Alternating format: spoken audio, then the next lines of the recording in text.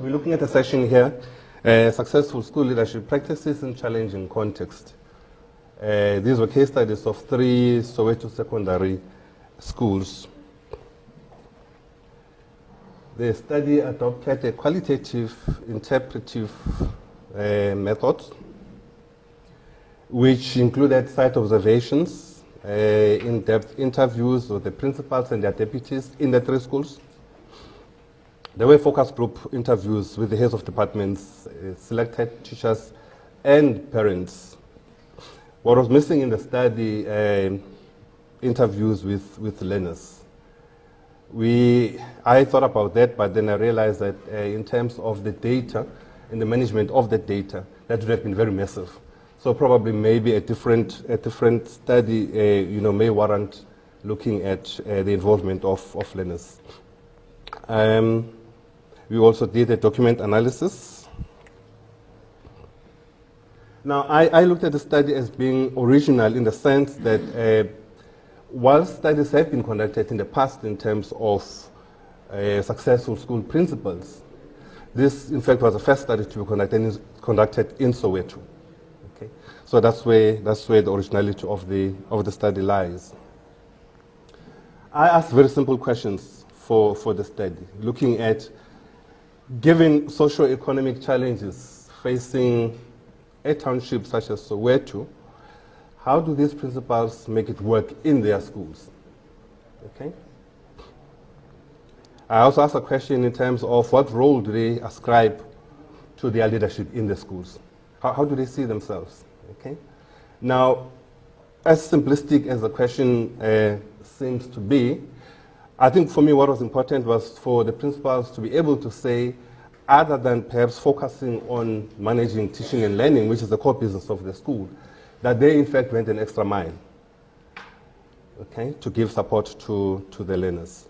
That's the assumption, in fact, that I took into the study. I also asked a question, what enabled the school principals to negotiate the township-specific socioeconomic and educational conditions? Okay. What enabled them to do that? Was, for me, the assumption inherent, in fact, in this question was that there is something that enabled the principals to overcome the socioeconomic challenges. And I then set out to find out what, in fact, were those enablers for those schools. Just to give a bit of local context of the study, and I think people would know about most townships, and the Soweto is no different, where you still have irregular attendance for staff and students in schools. Okay?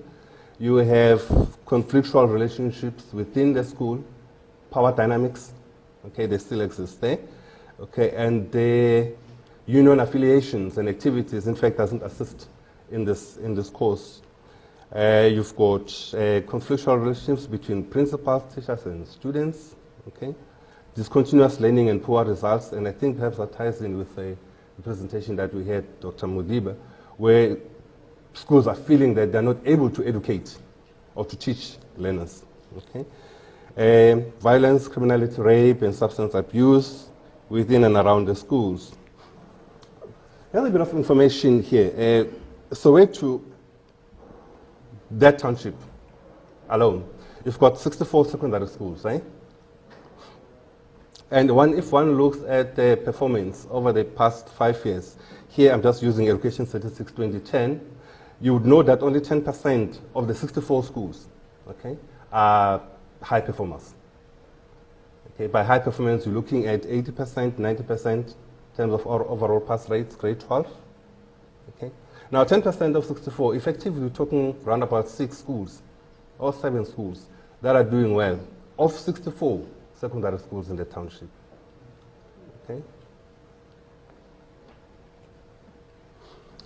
I use a very simple conceptual framework for the study. That's Leithwood and company, where they say if you go to a successful school, these are the 4 core practices that you'd find principals doing.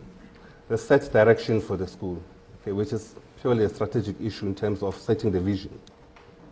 Okay, they manage the core business of the school, teaching and learning.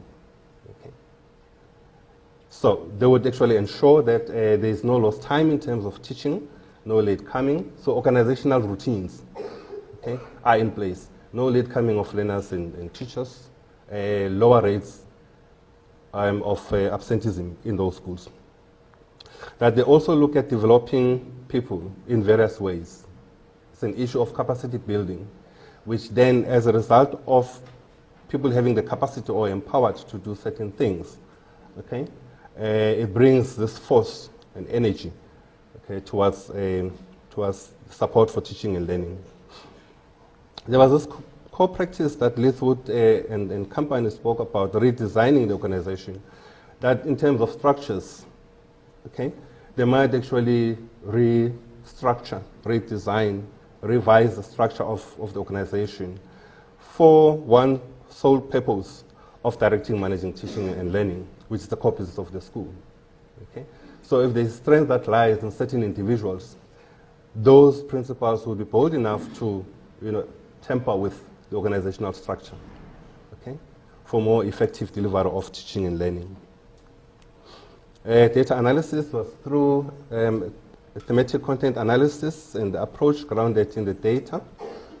But then, of course, I had regard for the research questions. Okay.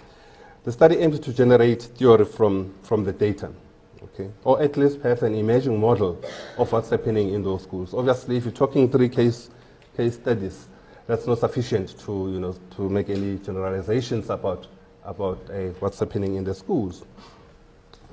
Some findings very quickly, okay. That there seems to have been a very particular focus on the socio-economic challenges facing the schools.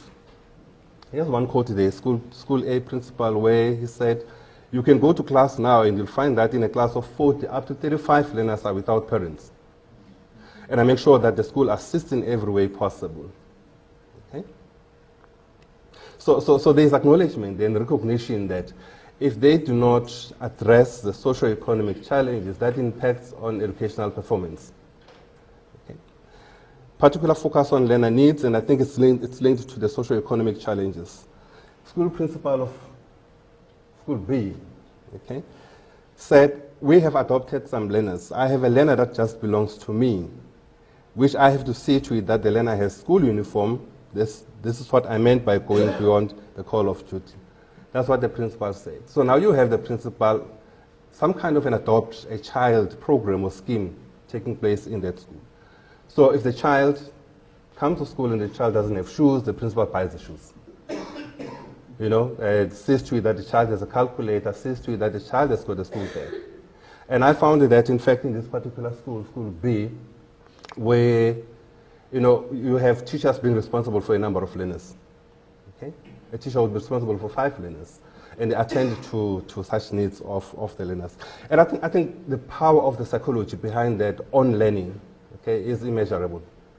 Because now these learners don't go to school and they look at themselves as being different because the learner doesn't have shoes. So I think that for me was very powerful. More perhaps on the findings. Okay.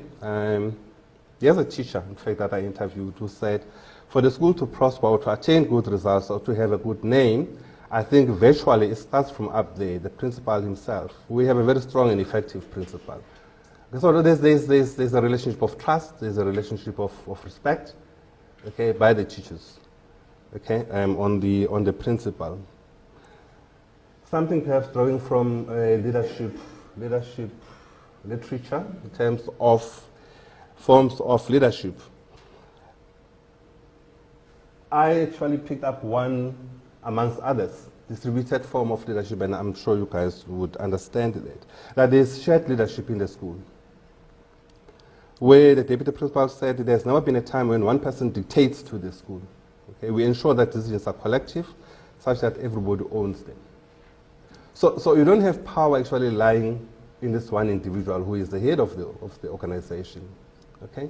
And you have these pockets of capacity within the organization.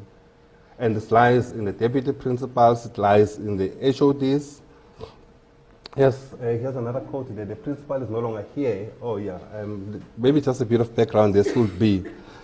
Whilst I was in the process of collecting data at that school, the principal actually got promoted to the district office. Okay? And there was a, call it vacuum there. Okay? However, the HOD said the principal is no longer here. He has left the school. But as you came in, you noticed the situation is still the same. It's just that one person is gone. Okay? Now, those people actually believed in themselves. They believed that they could actually run the school without the principal, who was now sitting in the district office. Now, that's part of the capacity building, in fact, that took place in those schools, where the principal was saying, I need to build capacity so that when I leave, I know that things will not grind to a halt. Okay, guys, I'm going to run out of time. Can I just skip those findings? There are more of them, actually.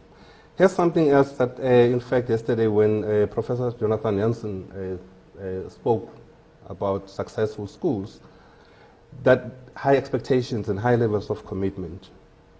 Here's one teacher, in fact, in the school who said, I still don't feel the school is doing well enough, until I see a 100% pass rate in grade 12. Now, you're talking of a school at that time that had obtained 93% pass rate, okay? So those people are actually raising the bar, to say, up until we get 100% pass rate in the school, we are not doing enough. That's a challenge that I thought that those teachers at those schools, that actually, if you will, thrown down the gauntlet to themselves, okay? It's not about being pushed, okay? They were committed to their own subjects, and the teacher said to me, for my subject, I can't actually let myself down. But then, of course, you need to have a strong leader who will actually build that kind of commitment and confidence in those teachers, right? Competent and committed teachers. Some emerging themes there, okay? Creation of a predictable and stable environment, catering for learners' needs, focus on discipline and adopting a non-negotiable stance, on class attendance, punctuality, late coming, absenteeism, particular focus on managing teaching and learning. Okay. I noted that, whilst this conceptual framework comes from a different context, Lithwood, UK, I saw some, value in using the same conceptual framework for understanding the township schools. That there was, in fact, evidence of goal setting, whereby, in fact, in the school A, the parents said to me, in fact, I interviewed parents who come to school on the school nutrition program. So they're there every day. When I asked them about what's happening at the school, in fact, one of the parents said to me that, the school is working towards a 100% pass rate. Now, you're talking of a non-professional, non-teaching member of that community, right? A parent who actually knew about what was happening in the school, okay? In terms of setting directions, in terms of the vision that the school has set. So you can actually see that the principal involved everybody, including the parents, in setting the direction for the school and setting the vision for the school. Okay. Some conclusions. Okay, the study showed that the school leaders responded positively to the context in which they found themselves, okay? And that teaching and learning was improved indirectly. Now, I'm saying indirectly because, when it comes to classroom practice, okay, literature tells us that, leadership is second only to classroom practice. So what teachers do in the classroom is still very important. So the effect that the principal has on a school is very indirect, because the principal does not, unless, of course, you're talking of a principal who's involved in teaching as well. So you're talking of an indirect influence or effect on what's happening in the school. Working towards a model, this is simplistic.